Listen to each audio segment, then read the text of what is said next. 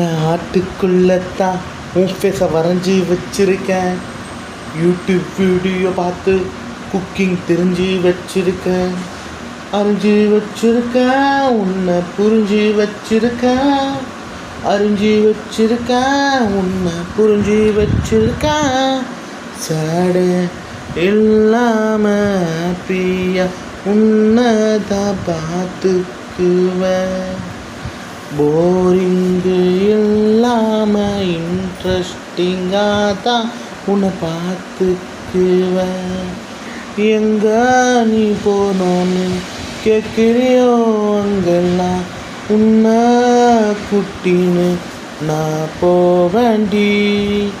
என்ன வேணும்னு கேட்குறியோ அதையெல்லாம் தின்னதான் வாங்கி நான் தருவேனடி.